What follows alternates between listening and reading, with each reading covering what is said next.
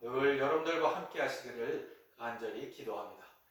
오늘 우리에게 주시는 말씀을 제가 봉독해 드립니다. 누가복음 19장 28절에서부터 40절까지의 말씀입니다. 예수께서 이 말씀을 하시고 예루살렘을 향하여 앞서서 가시더라.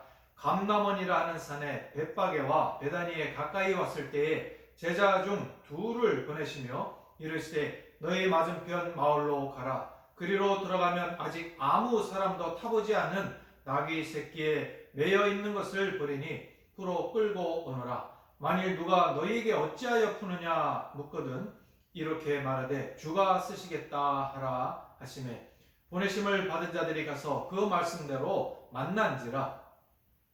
나귀 새끼를 풀 때에 그 인자들이 이르되 어찌하여 나귀 새끼를 푸느냐 대답하되 주께서 쓰시겠다 하고 그것을 예수께로 끌고 와서 자기들의 겉옷을 나귀 새끼 위에 걸쳐놓고 예수를 태우니 가실 때에 저희가 자기 겉옷을 길에 펴더라.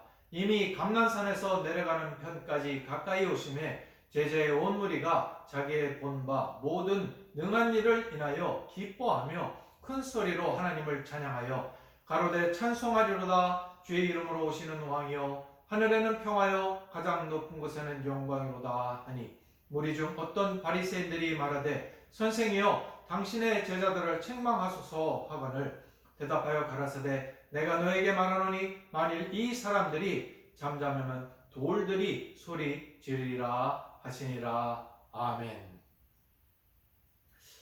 레오나르도 다빈치의 최후의 만찬이라는 유명한 그림이 있습니다. 그런데 10여 년 전에 이 그림이 새롭게 손질되어서 일반 대중들이 볼 수 있게 되었습니다. 그 어느 때보다도 선명하고 아름답게 수정이 되어서 사람들 앞에 새롭게 태어나게 된 것입니다.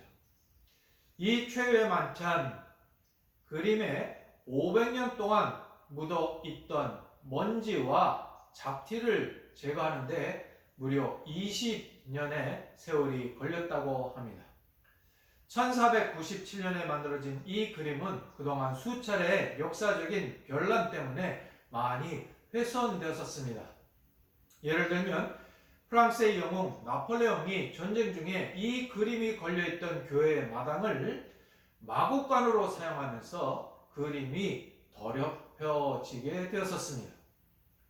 또 2차 대전 때 1943년 연합군의 폭격으로 또 한 차례 그림이 훼손이 되었다고 합니다. 이와 같이 외부의 충격과 세월의 풍파로 다빈치가 본래 그렸을 때보다 상당히 희미해지고 퇴색된 이 그림을 약 800만 달러를 들여서 대대적으로 손을 본 것입니다. 그 결과 매우 선명하고 아름다운 그림을 다시 볼 수 있게 된 것입니다. 그런데 일부 전문가들은 이러한 수정 작업에 크게 반발을 했다고 합니다.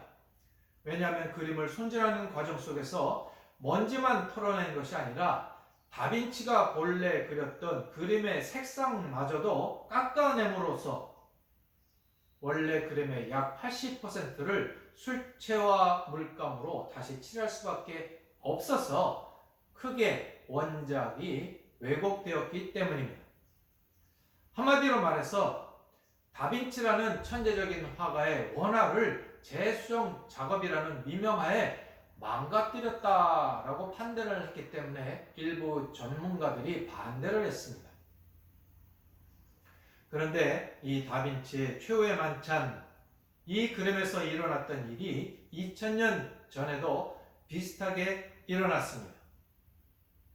오늘의 종료주일, 이 날에 예수님께서 예루살렘에 입성을 하셨습니다. 예수님께서 입성을 하실 때 군중들로부터 대대적인 환영을 받으셨습니다. 그러나 목요일이 되자 예수님을 환영했던 군중들이 갑자기 폭도로 변해서 예수님을 십자가에 못 박으라 그렇게 외치게 됩니다.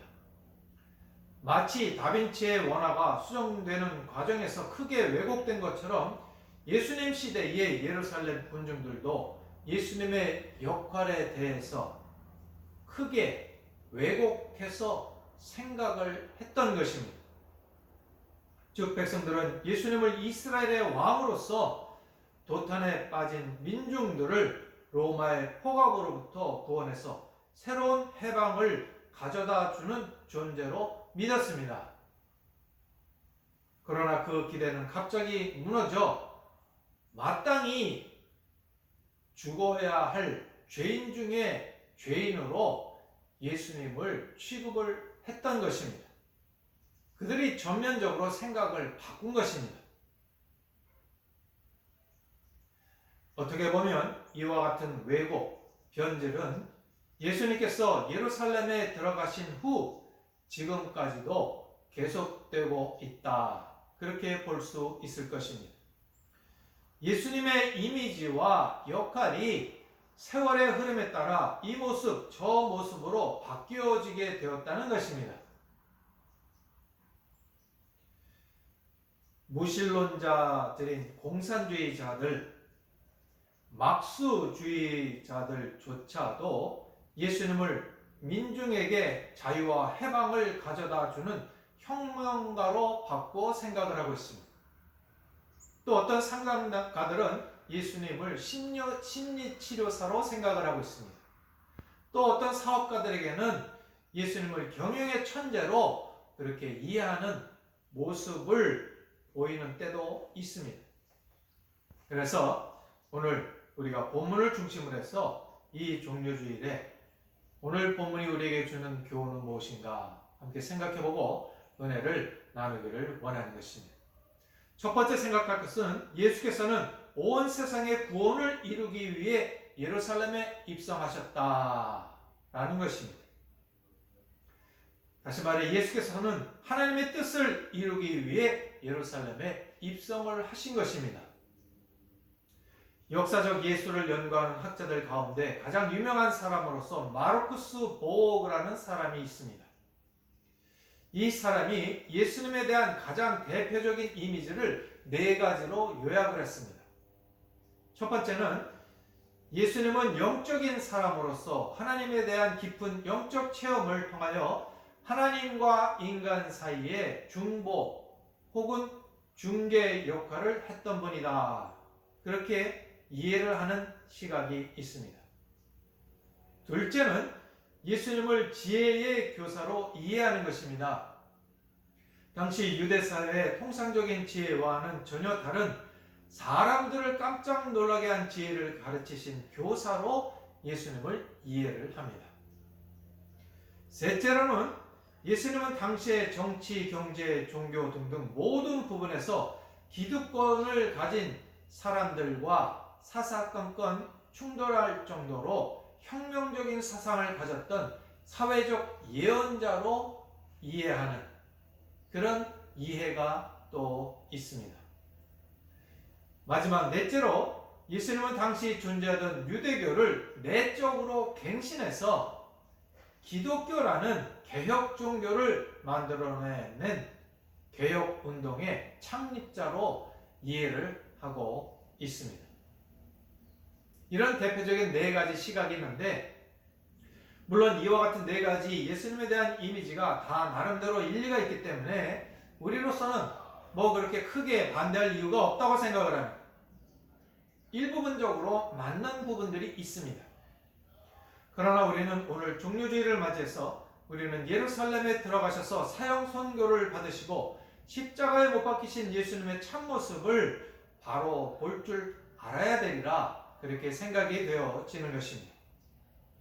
그래야 2000년의 역사 동안 이런 모습으로 혹은 저런 모습으로 왜곡되고 수정된 예수님의 참모습을 우리가 볼 수 있을 것입니다. 그래서 예수님의 참모습을 이해하기 위하여 우리는 먼저 오늘 예수님의 예루살렘 입성의 모습 중에서 그 특징들을 몇 가지 살펴보겠습니다. 첫 번째는 예수님께서 군중들로부터 시편 118편에 나오는 말씀으로 환영을 받았다라는 것입니다. 예수께서 종료주에게 예루살렘에 들어가셔서 군중들의 대대적인 환영을 받으셨다는 이야기는 너무나 중요했기 때문에 사복음서에 모두 기록이 되어 있습니다. 물론 저자에 따라서 강조하는 것에는 약간의 차이가 있기는 하지만 사복음서에는 공히 예수께서 군중들로부터 환영을 받았는데 특별히 시편 118편에 나오는 모습으로 환영을 받았다 하는 것을 기록을 하고 있습니다. 마태와 마가와 요한은 시편 118편 25절에 나오는 호산나, 즉 우리를 구원하소서라는 말을 인용을 하고 있습니다. 또 누가와 요한은 주의 이름으로 오시는 왕이여 라는 표현을 쓰고 있습니다. 이렇게 시편 118편을 인용해서 예수님의 모습을 표현을 하고 있는 것입니다. 그런데 이 시편 118편은 강력한 원수와 전투를 벌인 뒤 승리하여 개선하는 장면을 노래하고 있는 시편입니다. 다시 말해 전쟁에서 승리한 영웅 또는 왕이 이 승리를 주신 하나님께 감사하기 위하여 자기 백성들을 성전으로 인도하는 개선 행렬을 노래하고 있는 것입니다. 아무튼 중요한 것은 시편 118편에 나타난 승리의 개선가를 그대로 인용하면서 예수님의 예루살렘 입성이 승리와 영광으로 가득 찬 왕의 개선 행렬과 같았다라고 강조를 하고 있는 것입니다. 또 한 가지는 예수님께서 예루살렘에 들어가실 때 나귀 새끼를 탔다는 사실입니다.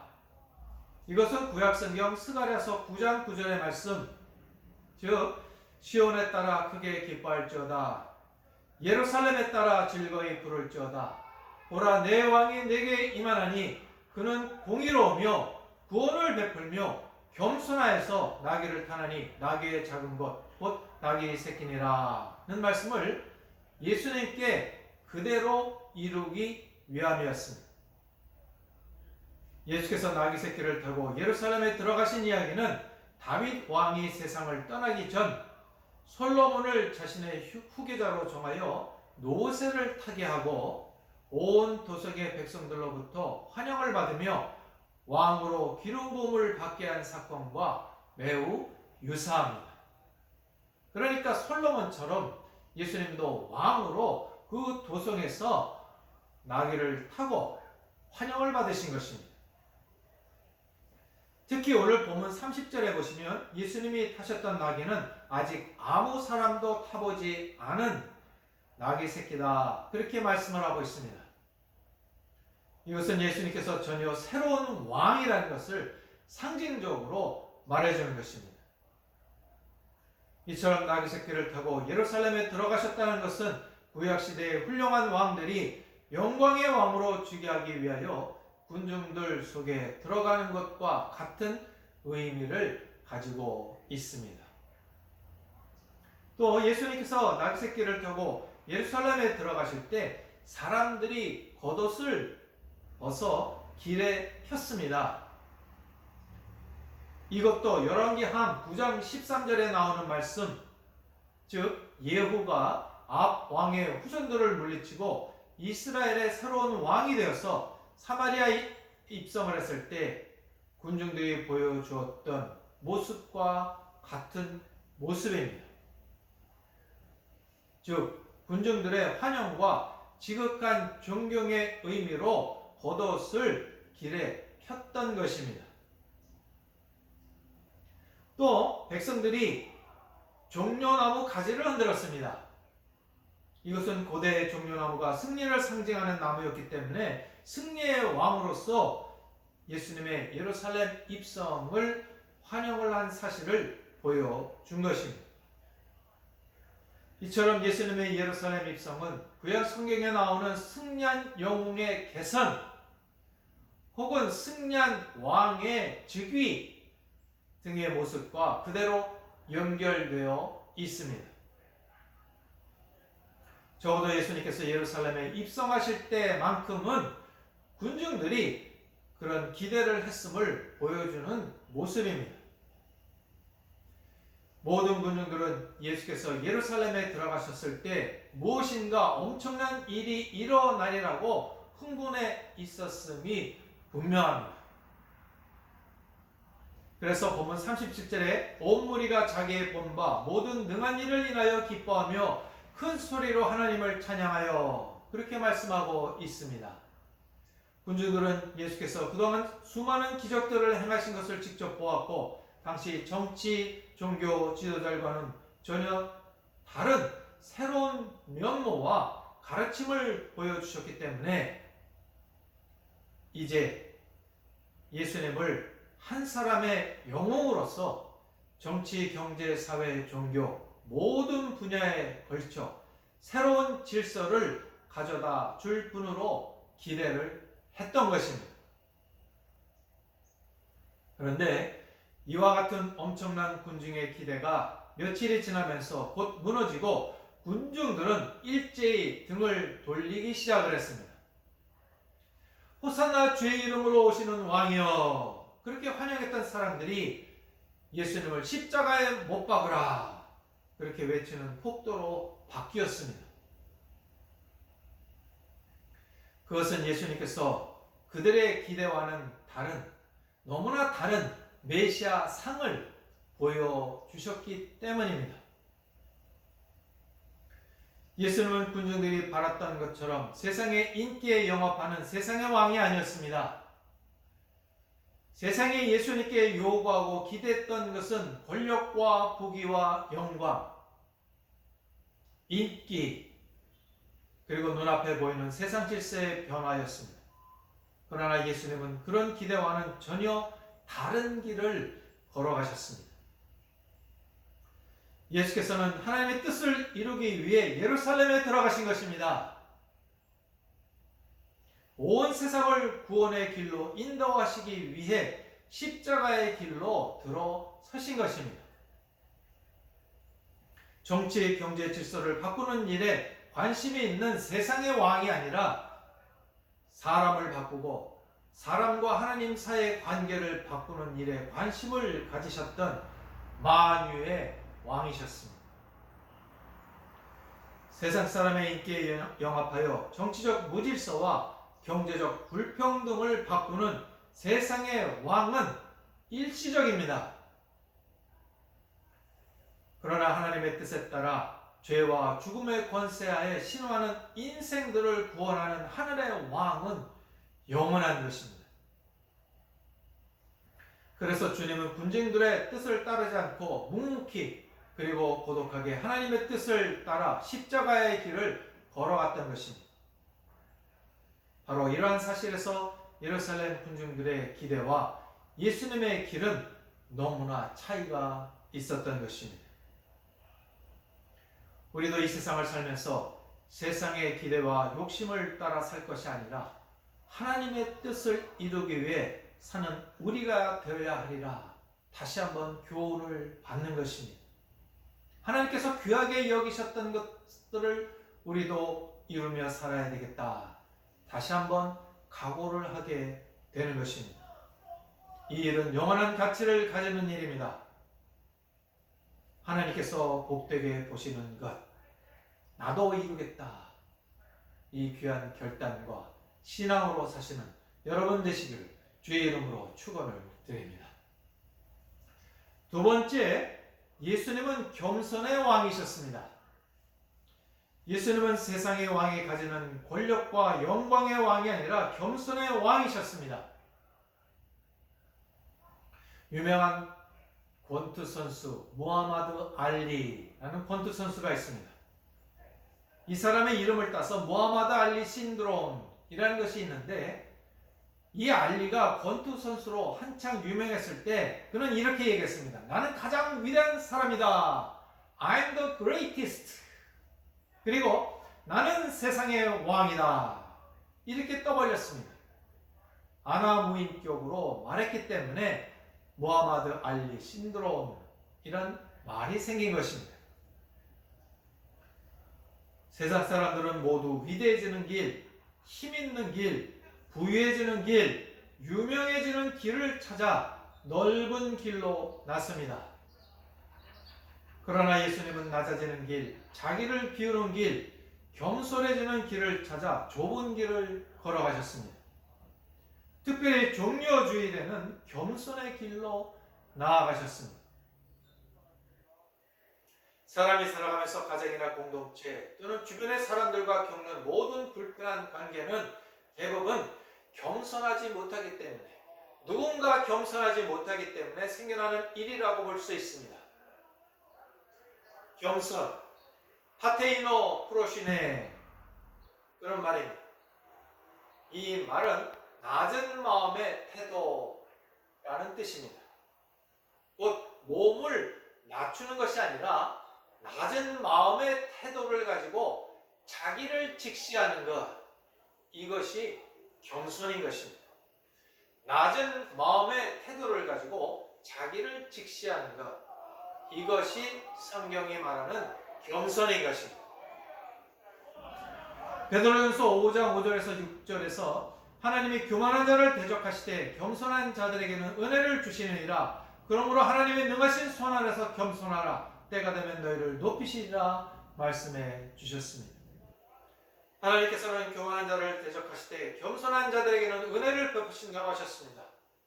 그리고 하나님의 능하신 손 아래 겸손하라. 때가 되면 높여 주시리라 약속해 주셨습니다. 이러한 겸손이 우리 신앙인의 가장 기본적인 자세다, 그렇게 우리가 생각할 수 있는 것입니다. 사랑하는 성도 여러분, 겸손은 사람에게 보이는 것이 아니라 하나님 앞에 보이는 것입니다. 한번 따라 하시겠습니다. 겸손은 사람에게 보이는 것이 아니라 하나님 앞에 보이는 것이다. 하나님의 능하신 손 아래 겸손하라 말씀하셨습니다. 잠언 16장 5절에서도 무릇 마음이 교만한 자를 여호와께서 미워하시나니 피차 손을 잡을지라도 볼을 면치 못하리라 말씀하셨습니다. 사람에게 보이기 위한 겸손은 윗선에 불과합니다. 우리들은 말과 행동으로 겸손한 모습을 보이나 그 마음속에는 교만한 생각을 가질 때가 있습니다. 사람들이 자기의 의사를 표현할 때 겸손한 태도와 세련된 모습을 보일 수 있으나 마음속까지 겸손한 사람은 드뭅니다. 그러나 사람 앞에서만 겸손하게 되면 불의와 타협하게 되고 한없이 뒤로 물러나갈 수밖에 없습니다.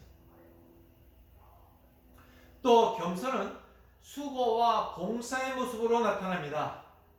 주 앞에서 열심을 다하게 된다는 것입니다. 진정한 겸손은 이사야 선지자와 같이 내가 여기 있나이다, 나를 보내소서라고 응답을 하는 것입니다. 사도 바울은 고린도전서 15장 10절에서 나의 나 된 것은 하나님의 은혜로 된 것이니 내게 주신 그의 은혜가 헛되지 아니하여 내가 모든 사도보다 더 많이 수고하였으나 내가 아니요 오직 나와 함께 하신 하나님의 은혜로라 말씀하셨습니다. 즉 사도 바울은 자기의 겸손을 수고와 봉사로 표현하였습니다. 그는 자신을 깨닫고 지극히 겸손해졌을 때 주님께 받은 은혜를 무엇으로 보답할꼬 그렇게 생각할 수 있게 되었습니다. 그래서 사도 바울이 더 많은 수고를 하게 된 것입니다. 또 겸손은 무능한 자의 것이 아니라 능력 있는 자의 것입니다.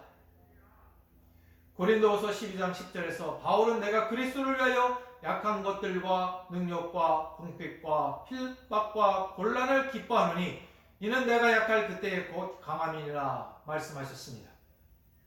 사도 바울은 약한 것 외에는 자랑할 것이 없다고 말했지만 사실 바울은 자랑할 것이 아주 많은 사람이었습니다.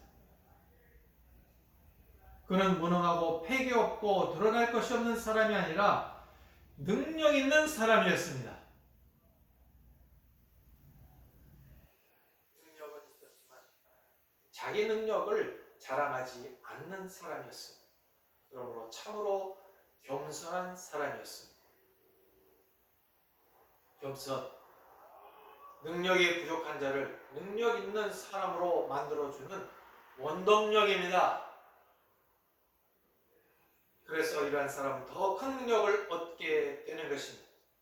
자기의 연약함을 고백하고 겸손히 간구할 때에 하나님께서 능력을 주시기 때문입니다. 우리는 하나님 앞에 겸손해야 합니다. 주어진 일에 감사하고 최선을 다해야 됩니다. 겸손은 수고와 봉사로 나타나야 합니다. 우리도 자신을 내세우기보다는 자기에게 주어진 능력을 하나님의 은혜로 알고 더욱 겸손히 주님을 섬길 수 있기를 바랍니다. 예수님의 예루살렘 입성 이후에 골고다 언덕길은 치욕과 고난과 죽음의 십자가 길이었습니다. 그러나 그 길은 인류를 구원한 길이 되었고 영원히 승리하는 길이 되었습니다. 오늘 우리 중요주일을 맞이하게 되었는데 주님께서는 오늘 우리에게 나와 똑같은 길을 걸어가라 그렇게 말씀하고 계신다고 믿습니다. 겸손한 십자가의 길을 걸어가라. 겸손한 십자가의 길을 걸어가라. 명령하신다고 믿는 것입니다. 오늘 종교주의를 맞는 우리에게 바로 이 예수님의 마음, 겸손의 마음이 있어야 할 줄로 믿습니다. 우리가 예수님께 많은 세상적 요구를 하기보다는 우리가 많은 세상적인 요구를 하다 보면 그 이기적인 욕구가 무너질 때 우리도 예수님을 십자가에 못 박으라 그렇게 말할지도 모릅니다. 그러나 그러한 우리가 되어서는 절대 안 될 것입니다. 우리는 겸손한 왕 예수님으로부터 하나님의 뜻을 따르는 것과 십자가의 겸손을 배울 수 있기를 주의 이름으로 간절히 축원을 드립니다. 기도하시겠습니다. 아버지 하나님, 주님께서 십자가를 지도록 하시기 위해서 세상에 예수님을 보내셨습니다. 그 예수님은 하나님의 뜻을 이루기 위해 예루살렘에 입성을 하셨습니다. 하나님께서 맡기신 구원을 이루기 위하여 예루살렘에 입성하셨습니다. 하나님의 뜻을 이루기 위해서 예루살렘에 입성하셨습니다. 우리도 나 자신의 영광이나 나 자신의 이기적인 욕심을 위해 사는 것이 아니라 하나님의 뜻을 위해 사는 우리들이 될 수 있도록 은혜를 허락하여 주옵소서. 그 길이 생명의 길이고 그 길이 승리의 길이고 그 길이 하나님께서 기뻐하시는 길이라는 것을 기억하고 우리도 그 길로 나아갈 수 있도록 우리에게 믿음을 허락하여 주옵소서. 이 종료주일 예수님은 겸손의 왕이셨습니다. 겸손함으로 인하여서 더 놀라운 능력이 하나님께로부터 오는 더 놀라운 능력이 예수님께 임하셨던 것을 저희가 교훈받았습니다. 아버지 하나님, 우리도 나 자신으로 인하여서 정말로 하나님 영광을 드러내고 또 하나님께서 채워주시는 더 놀라운 능력을 받아 이 험한 세상에서 승리하며 살아가는 저희들이 될 수 있도록 복을 허락하여 주옵소서. 주님, 우리에게 맡겨주신 사명 저희들이 감당하기를 원합니다. 주님, 은혜를 허락하여 주옵시고 우리의 삶을 통하여 하나님 영광을 받아 주옵소서. 예수님의 이름으로 기도하옵나이다. 아멘.